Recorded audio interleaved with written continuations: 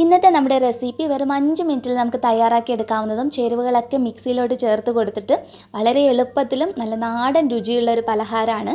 ഇന്നത്തെ റെസിപ്പി നിങ്ങൾക്ക് ഇഷ്ടപ്പെടുവാണെങ്കിൽ ലൈക്ക് ചെയ്യാനും ചാനൽ ആരെങ്കിലും പുതിയതായിട്ട് കാണുവാണെങ്കിൽ ഒന്ന് സബ്സ്ക്രൈബ് ചെയ്തിട്ട് അതിൻ്റെ തൊട്ടടുത്തായി കാണുന്ന ബെല്ലൈക്കണിൽ കൂടി ക്ലിക്ക് ചെയ്യുക. അപ്പോൾ എങ്ങനെയാണ് തയ്യാറാക്കി എടുക്കുന്നതെന്നുള്ളത് നോക്കാം.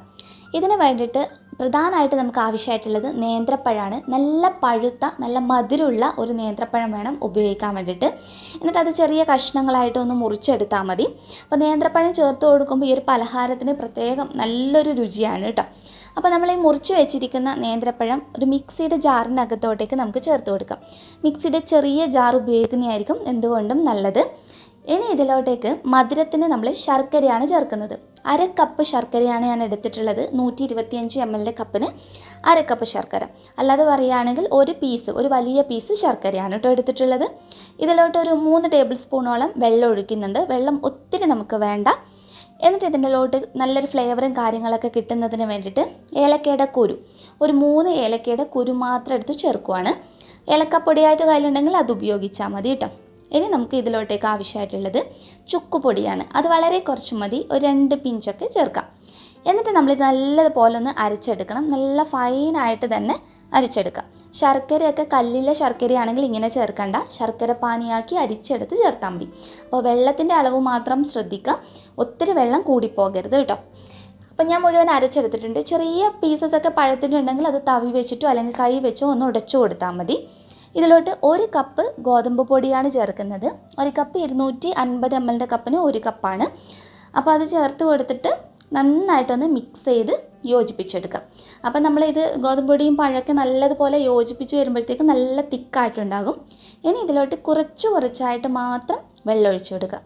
വെള്ളം നമ്മൾ ഒത്തിരി ഉപയോഗിച്ച് കഴിഞ്ഞാൽ ബാറ്റർ നല്ല ലൂസായി പോകും. അതുമാത്രം നമ്മൾ ഇതിനകത്ത് ശ്രദ്ധിച്ചാൽ മതി.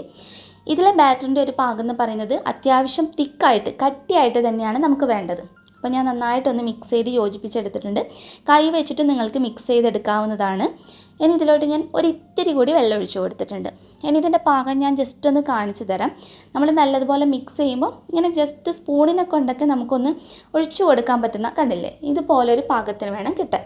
ഫൈനലായിട്ട് നമുക്ക് ഇതിലോട്ടേക്ക് നല്ലൊരു രുചിക്കും കാര്യത്തിനൊക്കെ വേണ്ടി 1 ടേബിൾ സ്പൂണോളം നെയ്യ് ഒഴിച്ചു കൊടുക്കാം. ഈ നെയ്യുടെ കൂട്ടത്തിൽ തന്നെ ഈ അപ്പത്തിൻ്റെ മധുരമൊക്കെ ഒന്ന് ബാലൻസ് ചെയ്യാൻ ഒരു 2 പിഞ്ച് ഉപ്പ് കൂടി ചേർത്ത് കൊടുത്താൽ മതിയാകും.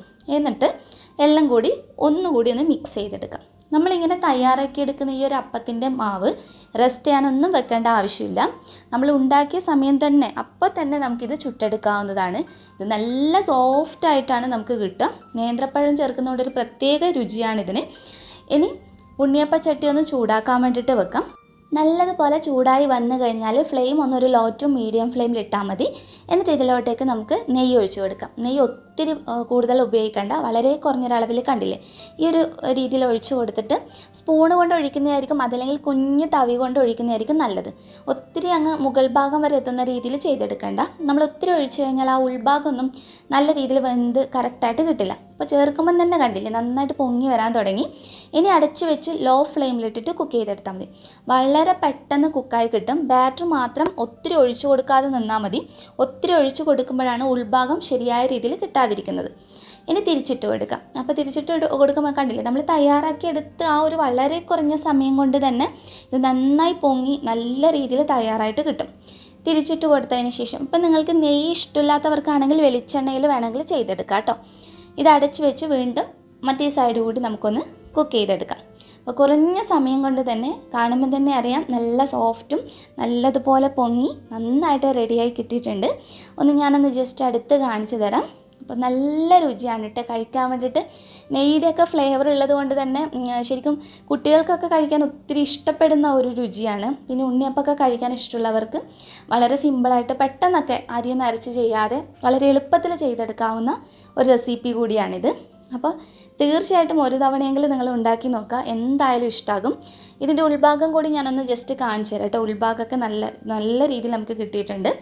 അപ്പോൾ ഇന്നത്തെ റെസിപ്പി നിങ്ങൾക്ക് ഇഷ്ടപ്പെടുവാണെങ്കിൽ ലൈക്ക് ചെയ്യാനും ഷെയർ ചെയ്യാനും മറക്കരുത്. നെക്സ്റ്റ് വീഡിയോയിൽ ഇനിയും നമുക്ക് നല്ലൊരു വെറൈറ്റി ഡിഷായി വീണ്ടും കാണാം. അതുവരെ ടേക്ക് കെയർ. Bye bye.